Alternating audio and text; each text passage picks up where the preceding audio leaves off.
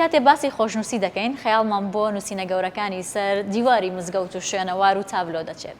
لەم فیچەرەدا باسی خۆشنووسێکی شاری سلێمانیتان بۆ دەکەین بە ناوی دانا ڕەشید.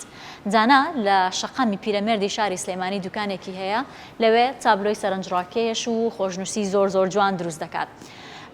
دانا لە چەند پێشانگا و پێشبڕکەیەکیش بەشداری کردووە. ساڵی 1992 یەکەم جار بەشداری پێشانگایەکی کردو و دوایین بەشداریشی لە لەندەن بووە کە لەوێ یەکێک لە باشترین خۆشنووسەکان ملوانکەی پێبەخشراوە.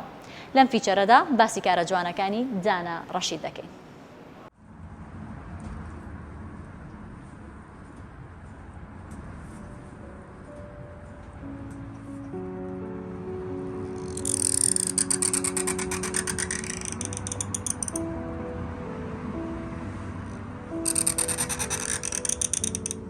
هەر گفتوگۆمە و هەر دەڵێم و تێی ناگەم، هەر چت و چۆمە و دەڕۆم و پێی ناگەم.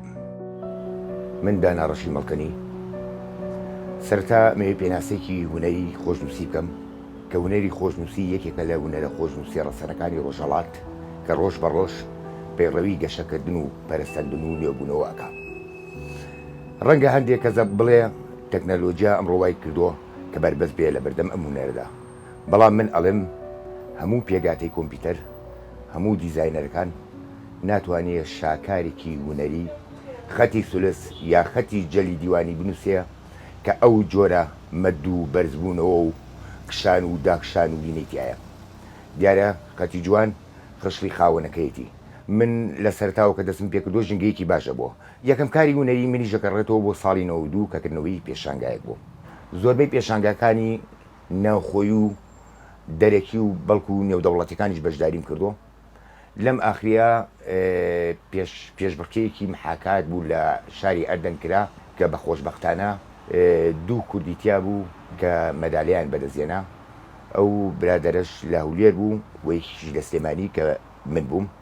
لەم ئاخریشدا پێشانگایەکم کردەوە کە تایبەت بوو بە شعری کلاسیک کە تایبەت بوو بە شعری نالیل و مەحوی لە ماڵی سۆفی کەریمی سەڕاج کە ئەوەش ئاپۆڕێکی جەماوەری زۆری دوای خۆیان هێنا و سەدایەکی چاکی دروست کرد. چونکە ئەکرا لەوە پێش بەلەوحەیەک بەشداری بوو بێ بە شعرێک، بەڵام من ئەدەبی کلاسیک و شعر و هونەرم ئاوێتە کرد. دیارە ڕۆچوون و چوونە قوڵایی ئەدەبیاتی شعرێکی کلاسیکی وەک نالی لەگەڵ تێکەڵکردنی هونەردا دنیایەکی جوانی زیاتر ئەبەخشێ.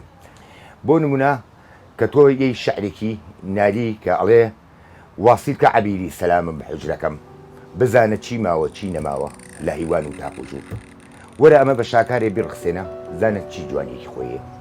یان کە لەلایەکی تر ئەڵێ داغڵ نەبی بە عەنبەری سارای خاک و خۆڵی هەتا نەکەی بە خاکی سلێمانی عوگۆر. ئەمە و دەیان شاکاری مەحوی و شاعیری شعرێکی وەکو شێخ نووری شێخ ساڵح و ئەم شاعیرە جوانانەی کورد پێویستە شعرەکانیان لەناو هونەردا تەوسیف بێت.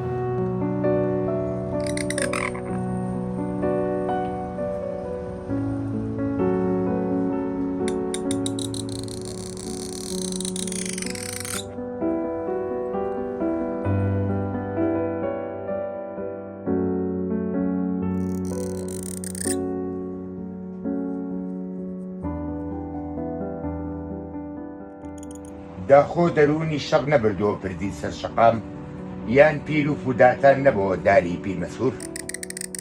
ئەتوانم بڵێم خۆشنووسی عەشقە. من پێم وایە هونەری خۆشنووسی خودی ئەو کەسە چۆن شاعیرێ ئیلهامە شعرەکەی تایە، ئەبێ ئەو کەسەش لە سەرەتایە ئەو ئیلهامە هونەریەی تیابێ تاکو بتوانێ بەرجەستەی کات و لە ئەنجامی مەشق و ڕایەنان و شەونخوونی بتوانێ ببێتە خۆشنووس. تەکنەلۆجیا بەڵێ وەکو بژێوی ژیان ڕەنگە تاسیری کرد بێتە سەر پیشەکەی ئێمە، بەڵام وەکو ساربوونەوە لەو پاشگەزبوونەوە لەم هونەرە هەرگیز کۆڵمان پێ نایەت. من وەکو خودی خۆم هەموو تەکنەلۆجیای دنیا ناتوانێت عەشقی من کەم کاتەوە بەرامبەر ئەم قامیشە، چونکە ئەم قامیشە دنیای هونەرە، دنیای هونەریش حەیوێتی تایە. ئەم ڕۆژ بە ڕۆژ بەرەو نەمرێتی ئەڕوا، بەرەو جوانی ئەڕوا، بەرەو گەشەکردن ئەڕوات.